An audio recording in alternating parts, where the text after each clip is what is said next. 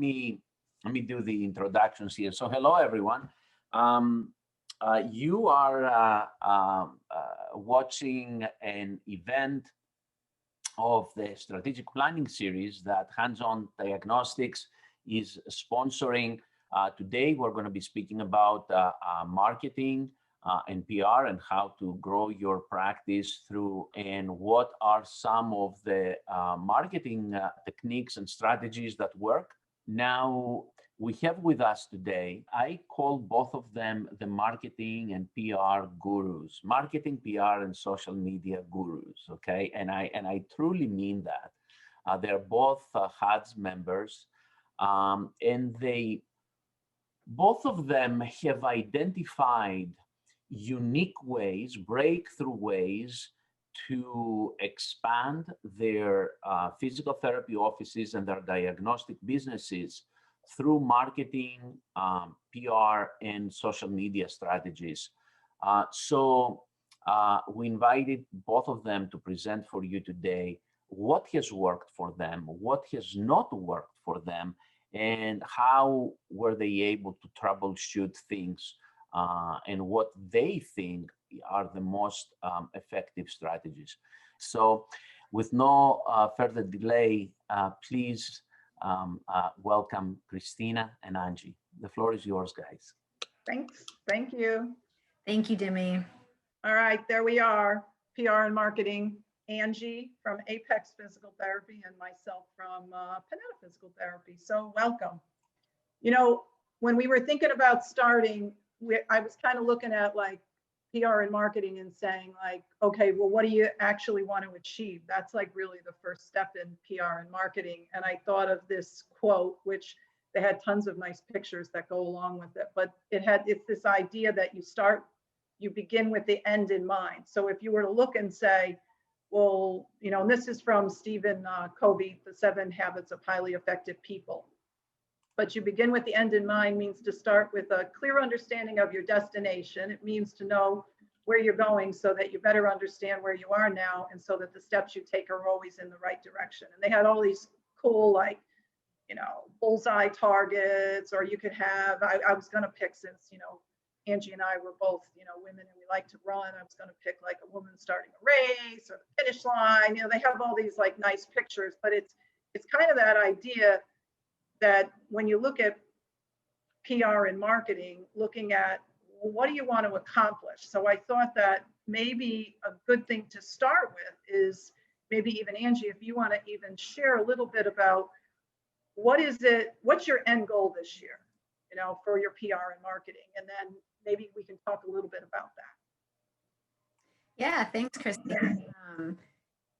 We share the same belief in that we have to start with what is our why, what is our purpose, and what is our vision. And, you know, going back and looking at making sure that but before we even start the marketing and PR plan, is that we have a very clear understanding of what that means for our practices and for our businesses to even begin with. Because otherwise we're just going to start throwing spaghetti at the wall, right? Of let's see what sticks. But once you have a clear understanding of what it is that you want to achieve and who that avatar patient is and who are those patients that you know that you can serve most effectively, then it becomes a much clearer path on how do we get to those people? How do we get their attention? And how do we let them know that we're here and we're available to provide services for them? Just to give you an example, and this is different from for everybody, but hopefully it'll kind of rattle some thoughts in everybody else's minds too. You know, my example is that I started with the vision of treating the athlete. And I narrowed it down to treating the CrossFit athlete. Mm-hmm. That's where I began a lot of my marketing and PR strategies, CrossFit arena, which now has which has increased into just a more athletic population. But it's understanding, you know, where you want to go. And one of the statements that I've written and I share with my staff on a very regular basis is that we're creating a mecca for athletes to provide elite rehab, recovery, diagnostic, and nutritional services, you know, all in one combined. So that's what it means for me. So I think that before, you kind of start with some of your marketing strategic planning, knowing what that means for, for your practice and for where you want to go. I love that. I wrote down, you said, who can you serve most effectively? And I think that that's really powerful, like really looking at and saying, like, who can you really serve and who are you the most effective at serving that? And it seems like you have really, I can't wait to actually come and see your practice, because from all the on Facebook, it just looks so fun and so dynamic. And, I just am like, I love it. I love it. So that's really, really cool. I worked a lot of years with survival strategies, and, one of the first programs that they helped me through was, and this is like way back in the 90s, before we ever had any kind of social media, and, we didn't have direct access and stuff like that. And so, one of the first things that they helped me through was, just looking at how do you drive patients into your practice. So, once you know who those people are that you can help, well, how do you get the word out, and how do you find those patients? And one of the things that they taught me to do was kind of like break it down into 4 key areas. So I thought maybe we'd spend about 10 minutes on each area so we have enough time for questions and answers. And I think, guys, you're going to get tons of information. Like, what I was hoping to do was just kind of look and say, like, there are so many people that can benefit from whatever it is that we're really, really, really good at helping. And it's just a matter of connecting. And sometimes you just need like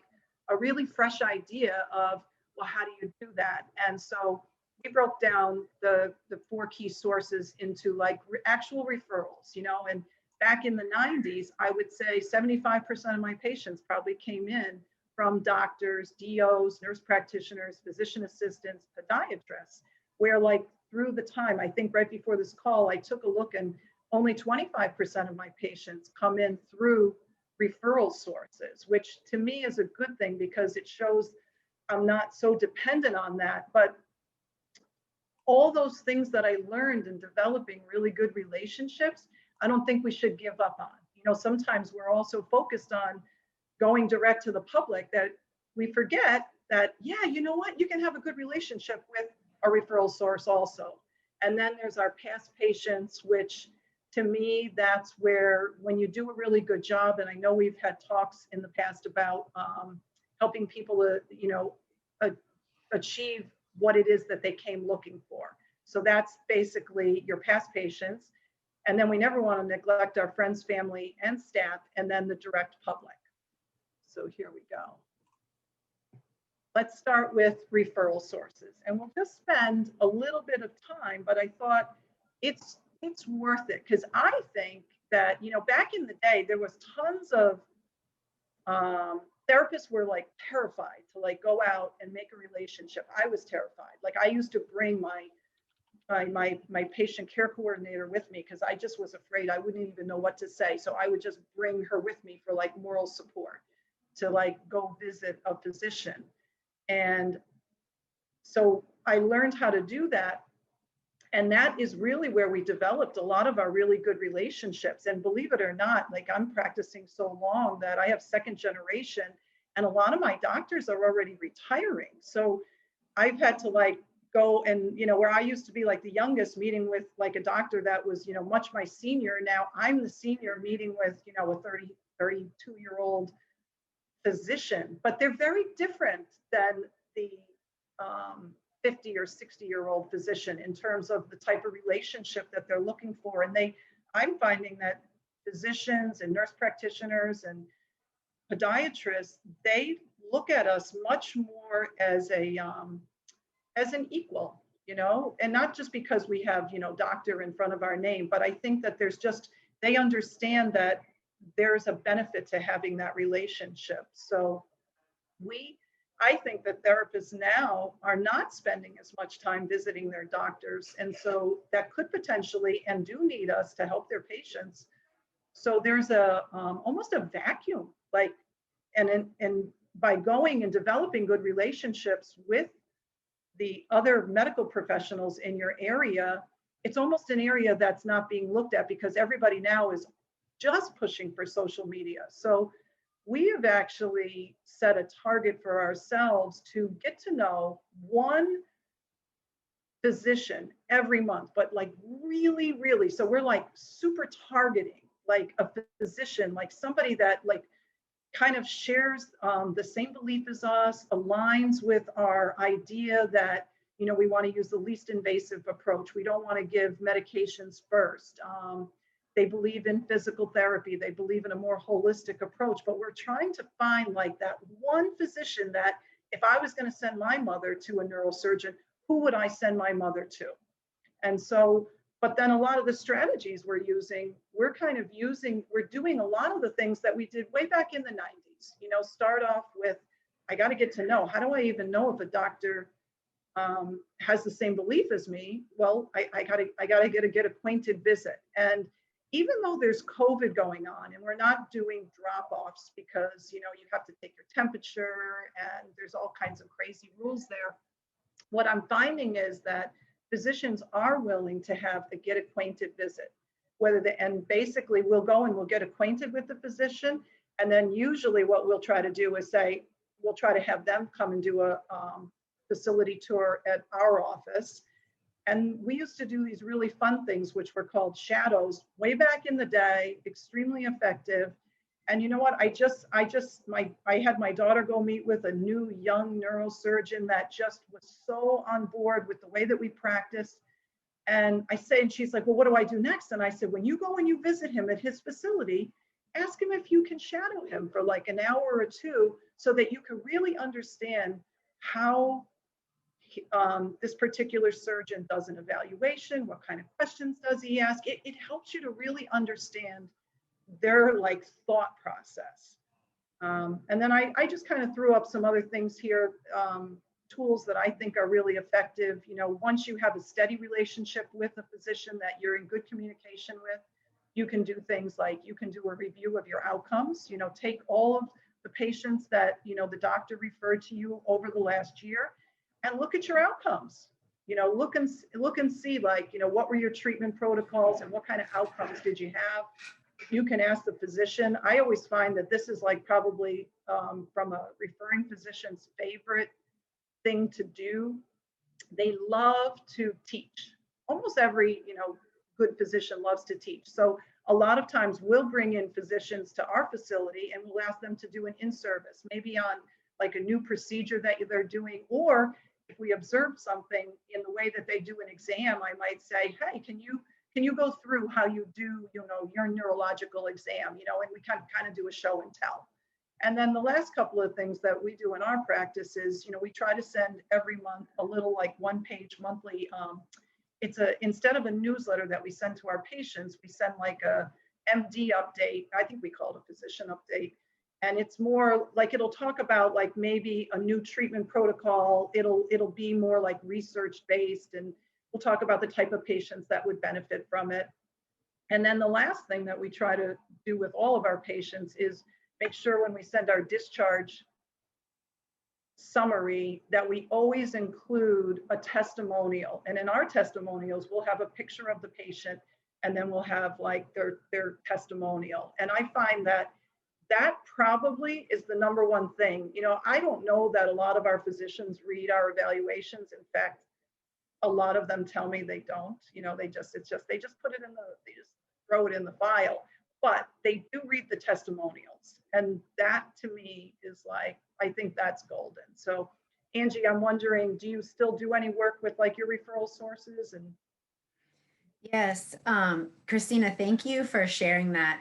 And I think what I took from that and what I would like to just make additional note of is that, you know, Christina is talking about how she was marketing in the 90s and what she was doing then. And it's really, and hearing about how that continues to translate into what she's doing now. It's 2020. Basically, the big idea to take away from marketing and PR today, if there's anything big to take away, I believe, is that we need to look at it as if we are a farmer, right? Like we're sowing seeds and we are sowing these seeds continuously. It never stops. as you just heard Christina say, she has a very, very successful practice, years of experience. She's doing some of the same things. Now, there could be some different tweaks and some different angles, and she might be talking about different information and different outcomes, but some of these strategies are still holding true, 25 years later. So again, Mark, don't think of it as I need new patients, I better turn the faucet on and go visit this doctor. It should be a very continuous, you're consistently building these relationships and building and sowing these seeds. So I really appreciate your share there, Christina. I think everybody can take some great value in that.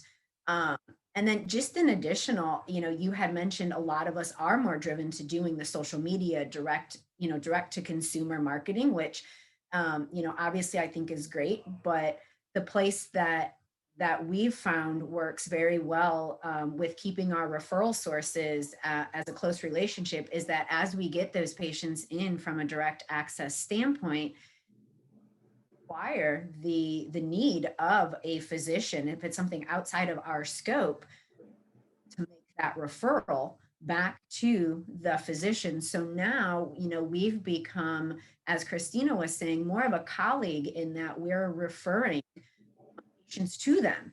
And we're not the back in the 90s where we were the physical therapists going in and just taking lunches and saying, please, please send me patients like I'm the best, that sort of thing. So that's where we've really been able to keep a lot of great relationships with our referral sources and with our local physicians. And then just one more add on there, as Christina was saying, getting to know, you have to get to know them first and see that their values align with your values. And I know it's different in different parts of the country with, what's happening right now, but, getting involved in various, peer groups and various, activities where there are other medical professionals involved. Way too, to just continue to nourish and build those relationships. That's cool. I had heard there's a therapist in Texas, and he's part of I always thought this was so cool. He's part of like a grand rounds. It is a virtual grand rounds, but it's like they all meet every week. And I'm like, that is just, I have that on my list. I'm like, that's such a cool thing.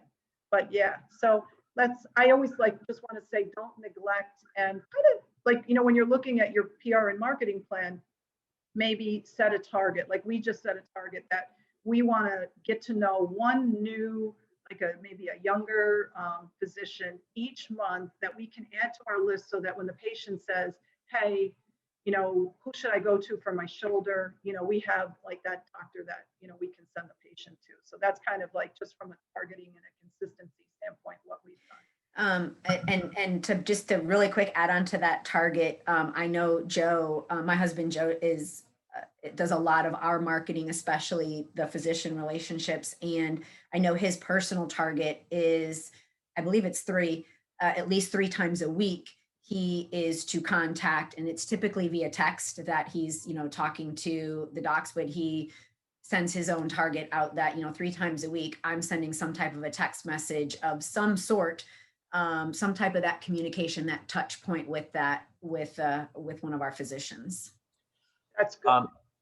Christina and Angie, can I ask you both a question on that? And before even I ask you, I want to make the comment how much I appreciate that you included in this presentation today the strategy, the old-timer strategy of actually meeting physicians and creating a relationship there. I mean, quite frankly, I followed that strategy for several years, close to 7 to 10 years, month after month, week after week, year after year.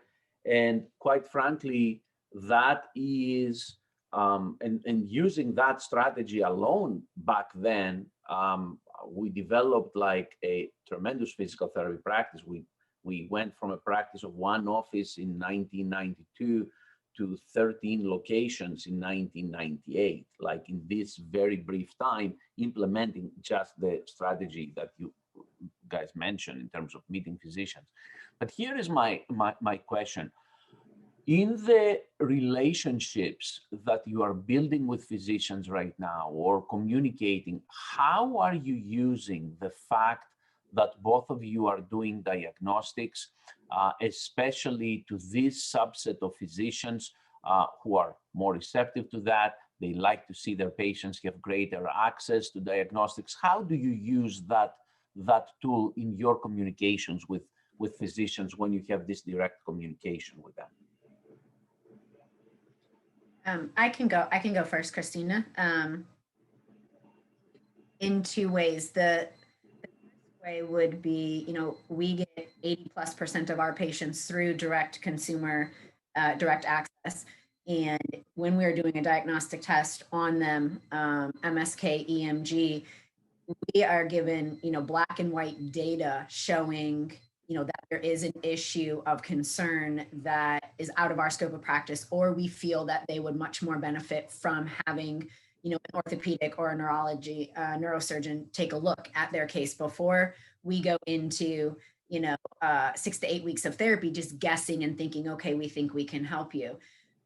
So by going directly to, we literally will text or call directly that physician and say, hey, we have, in my case, I've got, a 22-year-old hairdresser who came in because her hands are going numb and she's dropping her tools. We did an EMG and it's showing severe axonal loss at her carpal tunnel. We're really scared that this girl is going to lose her ability to be a hairdresser. Can you see her and how quick? And my orthopedic hand surgeon is like, yep, I'll see her tomorrow. You got it. So that has been amazing versus me calling that doctor and saying, hey, I've got a patient who I think has some pretty severe carpal tunnel. Is there any way you can get them into the office? That communication there is huge. And then not to mention that, when we're able to provide those results and give them that data, again, I believe that the credibility of, us in the physical therapy profession is just, highlighted that much more. And we're gaining that trust in our colleagues and the physicians that, in what we're capable of doing and serving their patients. Yeah, I would totally agree with that. And the other thing I would say is that when we're meeting with some of, getting acquainted, in particular, I'll use the example, the last meeting we had was with this neurosurgeon, just sometimes asking them, one, in their practice, we ask them, do they do EMGs and CVs? Do they do electrodiagnostic testing? And come to find out that they used to do it, but they stopped doing it. So then we were asking them why, and then we let them know that we actually are Medicare certified to do the testing. And they were like, they just don't know. So now they had another option of where they could send their patients for the testing. And then we got into a big, long discussion about testing, why we do it. So all the things that Angie talked about, when we're having patients come to us off the street, things we find, help we need. And I feel like it just, you can see that full circle of how you start to look and say, well, how can the two of us work together? What's the relationship? And I agree with Angie. It's like having a good enough relationship. Like we had a patient that came in off the street, but they have drop foot, so we do an EMG. We're like, this person needs to see, we need to get them in. They've got a lot more going on than, there's a lot more going on. And so being able to have that good relationship where you can just text or pick up the phone and say, I really need you to see this patient right now. I'm really worried about this patient. So I feel like they appreciate that. And it's so much, I just find that's so much more, it's so much more fun to have that kind of communication with a referral source. So good. Bringing us to number 2, so we don't run out of time here. This is, still to this day, this is my biggest bucket. This is where, right now, I think I just looked at it and said, I think 35% of our patients are past patients. That's something that we track every single week. And I'm sure, Angie, you look at this too. You probably have a big group of people, but do you want to share a little bit about maybe how you stay in good communication with your past patients, or, how do you, I always look and say, like, if somebody comes to me and they had physical therapy somewhere or chiropractic or anything like that, and I say, where did you go? And they're like, I can't remember their name. I'm always like, fail. And so I always tell my staff, I'm like, somehow, 2 years down the road, if someone says, hey, where'd you go to therapy? I like, I want them to go, oh, I went to Panetta, or I went to Apex. So, I think that in addition to giving really good therapy, you also got to just keep your communication in there, keep your goodwill in there, so that if they ever need your service again, they aren't going like, wait, what letter did that, where did I go, right? Yes. Yes. No, I agree. You said it starts with the customer excellence piece. Mm-hmm. It starts there with, making sure that it's, yes, that we provide them great skills. Yes, that, we do things, have fun, but it's how we've made them feel. And that's what I really instill into my staff is like, people will forget what we said and what we did, but they're never going to forget how we made them feel. So as long as we continue to bring that message, these patients, if they have something else come up again, they're going to remember to come and see us. But as you said, Christina, the two things that we've utilized most for past patients is constant contact, a mass email platform where you can send out, email updates. So like we try to do a monthly, can't say we hit it every single month, but we try to do a monthly mass email to our entire data or a bank of emails that we have collected. And then our second one is we utilize a text platform. And the one that we use right now is called ZipWhip, ZIPWHIP. And it's just, again, to send mass text communication.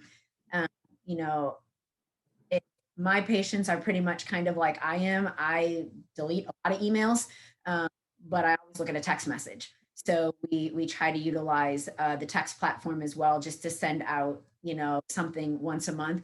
The key is here to make sure that something of value, you're not inundating them with, here, this is what you can do for me, or asking them for their business or anything like that. It's that you are just nurturing that relationship by sending them something valuable. Maybe it's a tip or a trick on this or that, whatever it is.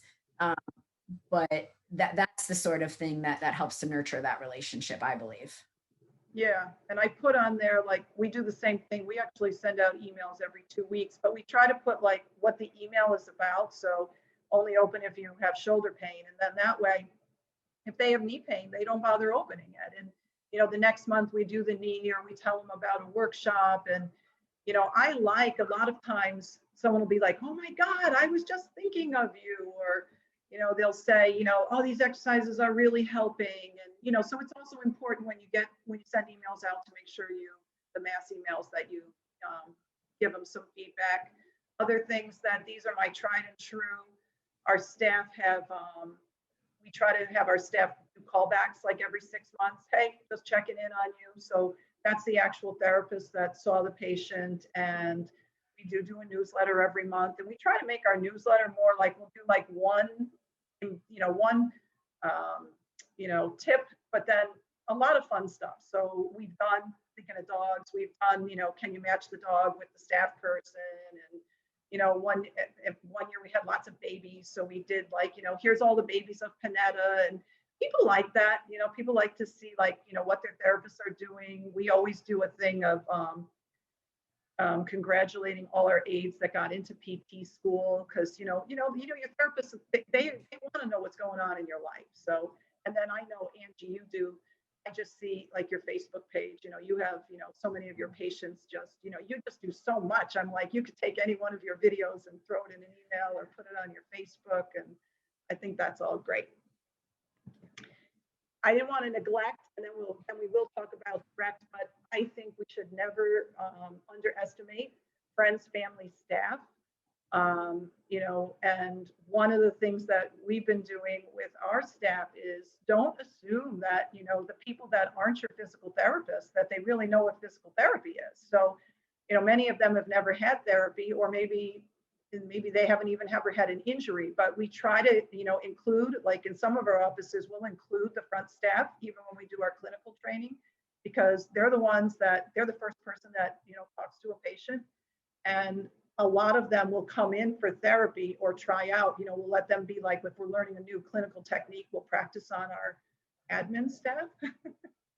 But the cool thing is, then they can say, then they have that real experience. And I always think if your front staff can say, oh my God, I get treated, Joe's the best, or, I just think that we should never underestimate that. And sometimes I think that the reason we get so many friends and family referrals in my original location is it's just all through the years, all the staff that have come through. We have that transient staff, which are like our aides that they work for us maybe during their gap year. So we have like this constant, they start coming in and they tell all their friends and family. And I think, like, don't underestimate, the value of your staff understanding what physical therapy is. That's great. I love that. And then the last one, which I'm going to have Angie, because I feel like she's like the super guru in this area. But this has been, like, for me, more an old timer. And it's only really for me the last 3 years that I have even, gotten very involved with, going direct to the public. We always went direct to the public by doing events, health fairs, stretch tents at running events, or stretch tents at golf events, or workshops at, libraries. We always did that. Senior centers, it's like when you start to, if you just start jotting down every place that you could potentially get yourself in front of the public, there's so many places to do it. You can never finish. But this other spot, this social media area, we only started really going direct to the public this way, utilizing Facebook. And for us, I probably, different than Angie's group, we target more like the weekend athletes or the wannabe athlete. We call them just active Long Islanders, people that are busy. They're not always your CrossFitters or in that good a shape, but they're on Facebook. So for us, Facebook has been like the winning place, but I know that Angie probably also uses, what's the big one? Instagram. What? Instagram. Yeah. I haven't even really gotten into that because it's not so much my target, but I'm like interested in that. So I thought maybe you could share just, where do you start? Where would somebody start? Yeah, that's awesome. What you said there, like getting to the social media, and what really like the thing that hit me in the head and was like, why are you not doing more social media, was you have to get the attention of the people it is that you can best serve, like we talked about in the beginning of our call today.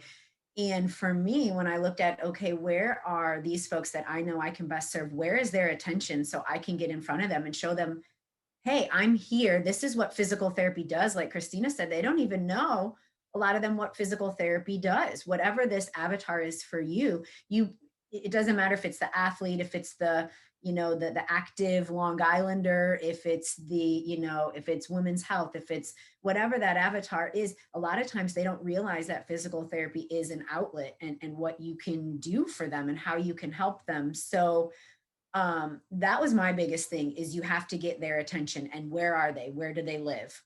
They live on their phones. They're just like us, guys. They are on their phones.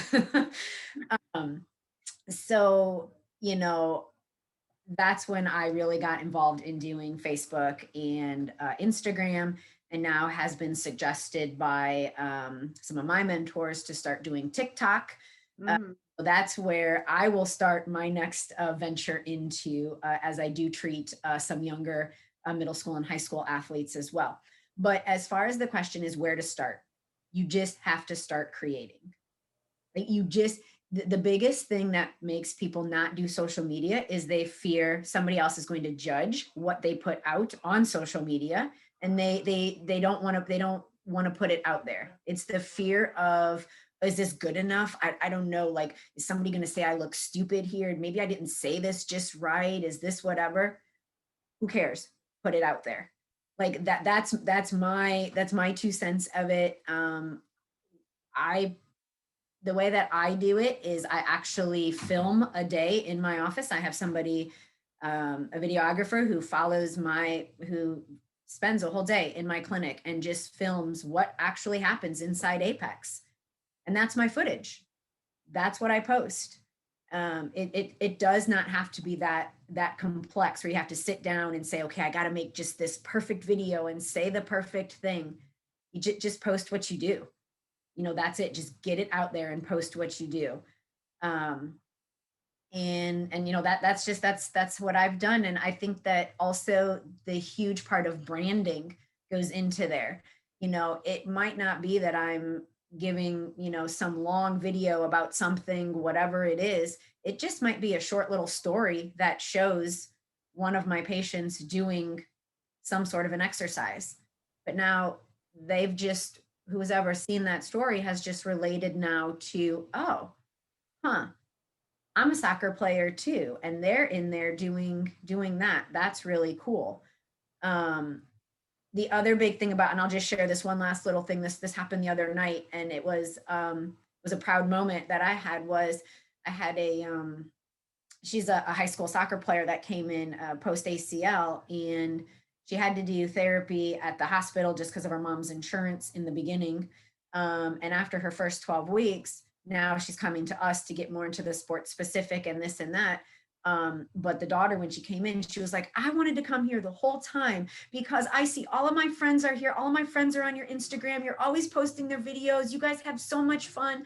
I didn't want to go the other place, but we had to. And now I'm so happy we're here. Oh my gosh. This is what the mom and the daughter are telling me. And I've never met them before in my life, but it's because of what they've seen on social media and the fact that, we tag, all of the other, that's another thing. When you're posting about your patients, it's all about them. Tag them and make them feel like the VIPs that they are. And that's one thing that I'll always do whenever it's somebody that's in my video, that's my patient, that's my inspiration. And I make sure that I let them know that, because that is 100% the truth. They've inspired that video. They've inspired whatever that PR is, whatever that, gain is that they made. So, it's making them feel as just, part of our community. Angie and Christina, one quick comment from me, if you don't mind also. Let's think for a moment, what is the most effective way to create a culture, let's say, within your office, within your staff, amongst your staff? We talk about creating a culture so that the staff can be thinking alike, sharing similar or same goals and aspirations, and all of them moving together in the same direction that you are want to lead the company. Looking outside of your staff, looking at your patients, it's very important to create a culture with your patients. So your patients, they are not just patients, they become raving fans.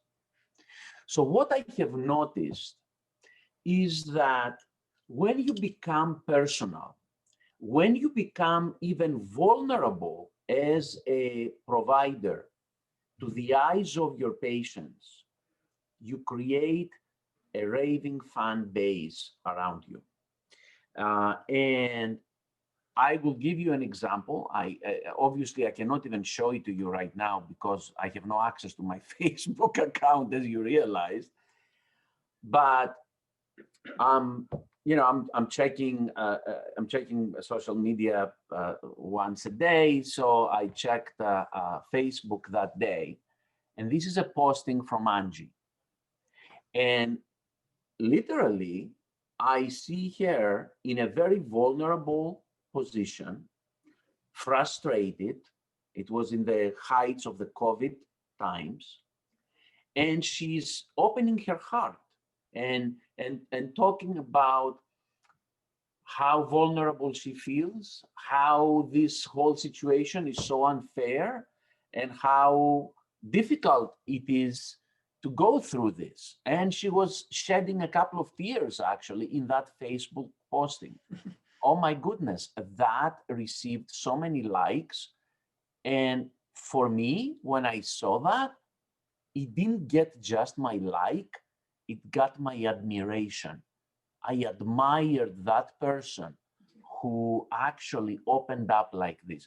So getting a little bit personal with people, not necessarily to gossip others or this or that, but getting a little personal about you, and your relationship with your patients, I believe it does pay dividends. Well, Dimi, you had mentioned in the beginning there about, you know, creating that culture within your organization, within your practice as well. And, you know, that's something that I'm really working to better this year. And and what you were saying there, I think translates into what we can do better as leaders of our practices as well, is to show that little bit of that vulnerable side to our staff as well, and to really share with them our purpose, our why, our vision, our values, and what drives, you know, Panetta, and what drives Apex, and really not just once a year, but really let them know that this is the why, and that's how I believe that culture is created. Yeah, and get them, I think it's like getting them involved, getting them, like whenever we're doing any kind of video or success story, like, the therapist might be the one treating the patient, but the patient always writes about we call our front desk patient care coordinators. They always include, they'll be like, Alicia is like the best therapist in the world, and Mike helped me with my exercises, and Lauren always had a smile on her face every time I walked in. Like, what I find is they're very careful about like writing down every single person's name. And then we have a lot of fun because we do take the pictures. We try to make the pictures fun, and we put them in frames up on the wall, like we call it our our wall of fame. And we'll have dancers that they're doing like a split, or a cheerleader's doing a jump, and we make it like a whole big, it's like a hoopla, because it's the therapist helps the patient, where were you when you started? Where are you now? Can you share your experience? And they write it up. But then it's the front that goes and gets the camera, and the camera is their iPhone. Let me take your picture, and how do we want to pose? And then sometimes they're like, oh, I want you in the picture too. And we have the aide in the picture? And like, it just becomes like, it's all part of it. It's like, it's the excitement of you're graduating today, and then those now, you don't even have to create anything. You just take that success story and you put it on Facebook. And then what I've been finding on Facebook is you put the success story up, this is my success story of the week. And then all that past patients, like they'll be like, yeah, Alicia's the best. Oh, hey, Alicia, how are you? And I just love that. So we've been really working hard to get our staff involved. And then the same thing when we go out, if we do an event like at a running store, some people, like, I love Facebook. Like, I'm the Facebook generation. Got to get my younger therapists doing the stuff Angie's doing. But just anytime you do anything, put a picture up. Take a little clip of everybody raising their hand. Let me see how much you move your shoulder, and throw a picture up there, and then just let happen what happens. And then I think the other important thing is make sure you respond when people say something. Give them, say, oh, wow, that's cool, or hey, Mary, how you doing, or something like that. So yeah, I think that's really, really key, right?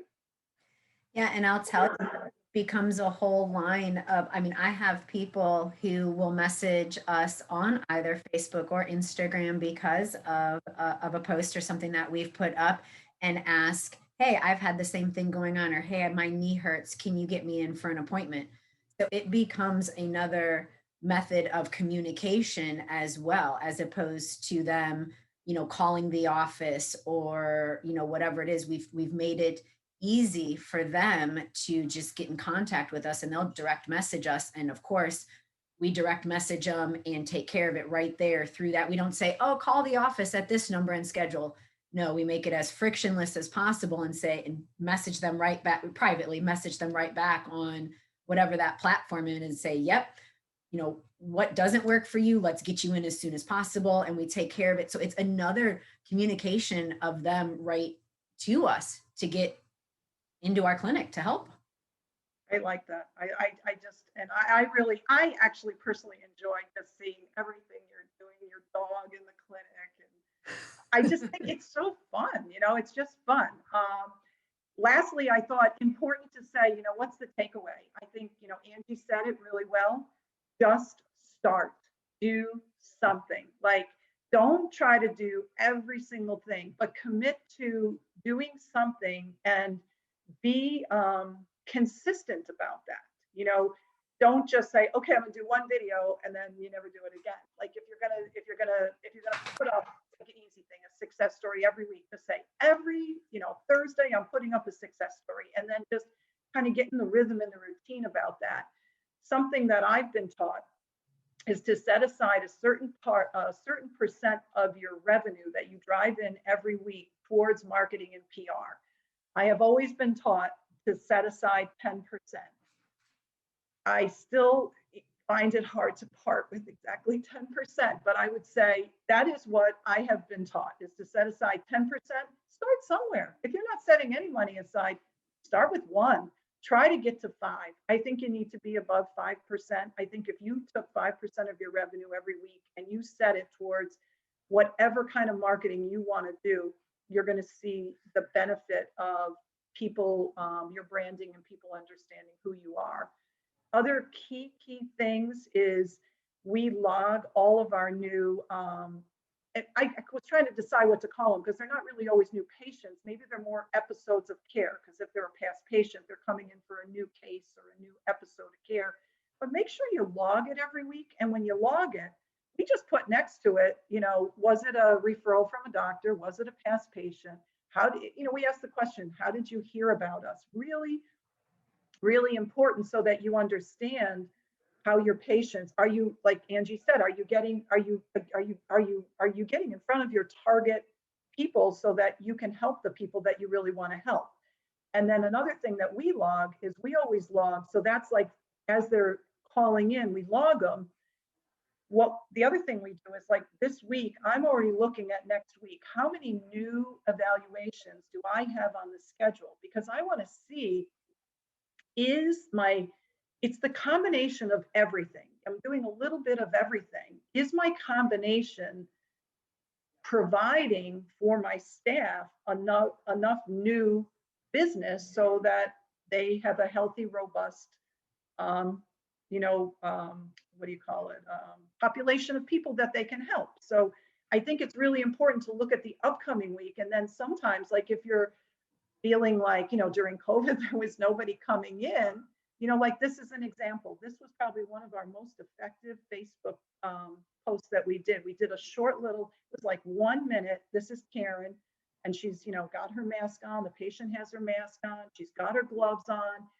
And just through a picture, we basically were like, we didn't even say that we did physical therapy. We basically were like, do you have shoulder pain? Because the person doesn't know they need physical therapy. They just know, my shoulder hurts me, it's COVID, and I need help. And we were trying to drive people into the practice that were willing to come into the practice. So this was just a way to say, hey, if you have shoulder pain, we can take a look and see what's going on with your shoulder. So for me, the thing is always looking at tracking and monitoring. Did you hit your target for who you wanted to be in front of? Were you consistent? And just keep expanding. How about you, Angie? What would you say? Like, what's the takeaway here? Yeah, no, I agree. We do have to track and monitor, but I track many of the same things that Christina does there as well. but I also have heard the feedback from peers when we talk about things like social media marketing, in that they'll say, well, what's the ROI on that? And we really have to remember that, again, the big idea from the beginning is that marketing is, it's sowing the seeds, it's building relationships, it's branding, it's all of that. So yes, if don't think you're going to do one paid Facebook ad and, oh, I didn't get 2 evals. Oh, well, I'm not doing any more paid Facebook ads. I'm not, you know, social media is so much more than that. It's so, I just challenge you not to get so caught up in the metrics of really trying to think about that standpoint, in looking at the social media more as, like Christina was saying, a way to just really brand who you are, what you can do, celebrate your patients' victories, celebrate all the great things that are happening that you're able to provide and serve people with. And that messaging is going to organically create and drive those folks that you can serve best to you. And you can't put a, you can't put a price tag on that, and you can't really say, ROI is this or that, because somebody could have seen 10 posts or 50 posts, and it was that one last one that you did that they were like, oh yeah, you know what, I will go in for my shoulder pain. But you have no idea if it was the shoulder pain one. It could have been the 30 before that showed how fun Panetta physical therapy is and how awesome the patient results are. And it was just that last one that they decided to come in that day. Yeah, I totally that would agree. be my take. That's just my 2 cents on that piece of it. No, I totally agree, Angie. I think that you need to be out there. People need to see who you are, the real you. Like, I think that's what I like about, Apex. I'm like, sometimes I'm like, wait, can you move the camera over there? I want to see like what they got going on. Like, get to see the real you. Thank you. And, people come in and they're like, it is really what it's all about. And people don't know that they need physical therapy. They just know they need help. And I just feel like there's so many people that need help. It's just a matter of letting them, that's our job. Our job is to be out there and get the message out that, yes, there's help. We can help you. So yes, absolutely. A point that I would like to make from my side, at least in closing, is why are we talking about here? Why are we talking here about the social media appearance and presence of Apex or of Panetta or of Hands-On? Why we're not talking about the social media appearance, presence of ABC physical therapy down the road from Panetta or from McGilvrey or from Hands-On?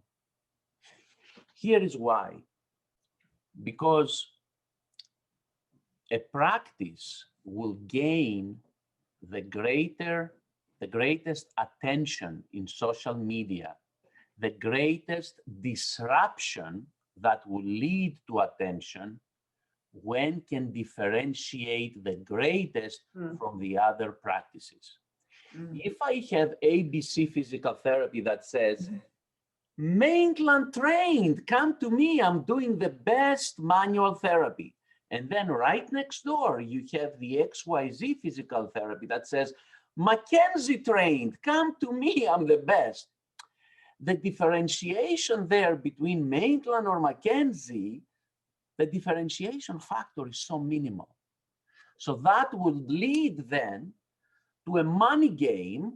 Who will be able to spend the highest amount of money to differentiate, let's say, as a Maitland practice versus the practice next door, which is Mackenzie, that spends only $200, while the Maitland trained practice spends $2,000 in Facebook ads. But when you have a differentiator factor, something that can make you totally unique, then the attention goes there. Panetta is not putting right there somebody mobilizing the shoulder, because every other PT and every other chiro shows the mobilization of the shoulder or of the neck in those images.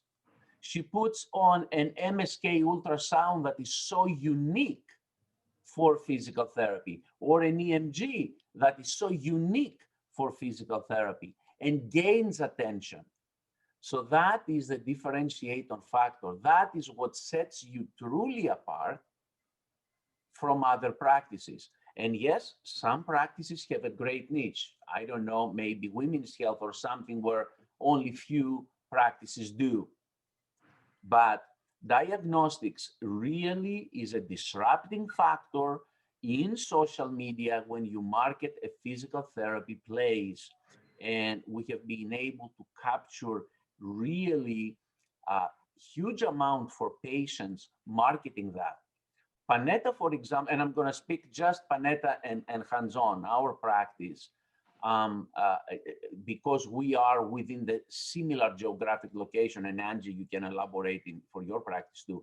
But Christina and I, we were comparing notes as we were going through the pandemic when we started marketing specifically MSK ultrasound for our practices. And quite frankly, our practices hit the highest numbers ever in PT somewhere in the middle to the end of the summer, when some other practices were shutting down. But what we were at marketing out there, we were marketing ultrasound, either free ultrasound or free screening with ultrasound or something like that that involved ultrasound, diagnostic ultrasound. And the cool thing, the interesting thing, Dimi, is that we weren't really marketing ultrasound. Yeah. What we were marketing was that a person had shoulder pain, because the person, they don't know ultrasound, Maitland, Sure. They don't know any of that. They don't even care. They don't care.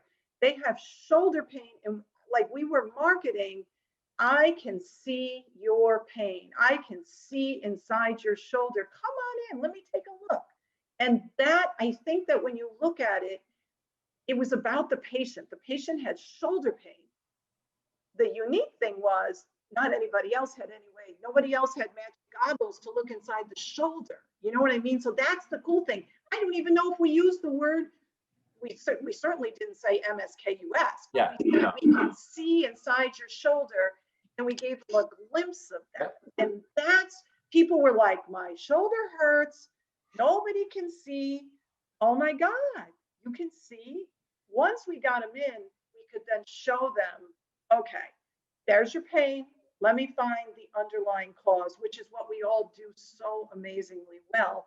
It was just, it's like, how do I communicate? The person's like, no one understands my pain. No one can see my pain.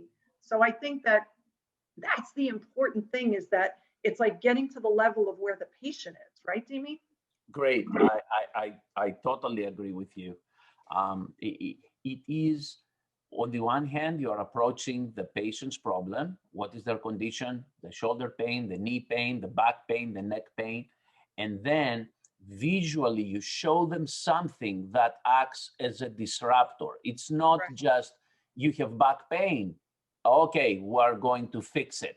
Right. And it shows the image of someone with a red pain symbol in the back or something. That we have all seen that. Right. You show them something that is different, that disrupts really and brings attention to it. I know we're almost over, but I just have to, just one little thing, Dimi, to piggyback on you guys, because I actually wrote this down and I'm glad you brought it up. The ultrasound tool that, I mean, we have utilized this this skill as well to get people into the clinic, to show them that we can help them, because they don't think that we can help them. But the differentiator is having something that they can't Google. Google is one of our biggest competitors, right? Google, what do I do for shoulder pain? Top 5 exercises for shoulder pain. How much time do I ice my shoulder when I have shoulder pain? What blah, blah, blah, blah, blah, blah, blah, blah, blah, blah, right? We need to be able to provide them something of value like MSK that they can't Google. And that is our opportunity to show them what we can do as physical therapists. So that's one of the ways that I educate my staff on kind of how we use it and to get people into the clinic from that way. So I just wanted to share that. Yeah. And I would just say that, you know, if there are people on the line that don't utilize diagnostic testing right now, talk to Dimi. like what it will open your eyes. Like I have second generation in the clinic, and I just feel like it's where our profession for physical therapy needs to go. It needs to be part of every training program. And if you're nervous about learning all these techniques, they have it hands-on. Diagnostics has it hands down, a simple path for you. I graduated in the 80s and I made it through. So I feel like you will learn. If Joe made it through, you guys can do anything over there. You know, so I'm just like, they will hold your hand from the minute, you know, it is every therapy practice should have this as part of their practice. And, you know, PODS is definitely the group that can help you move through to becoming completely 100% competent, certified. And it's just, we can help so many more people with all this new technology for sure. So, Yes. Guys, this Just was kidding. like I so love Joe. good. Okay. This was so fun, Angie. I love doing this with you. And Me too. Thank you. I'm hoping everybody got a lot of good ideas for marketing and PR. And I took, how many pages of notes did I take between you and Dee and sowing the seed? And I just took a lot of notes, and it just puts my head in the right place. I appreciate it, guys. Yes. Great job, everybody. Thank you, Christina. Thank you, Angie. You Thank guys you, are Dee. awesome. Thanks, James. Bye, See everyone. you all next week. Okay. It's gonna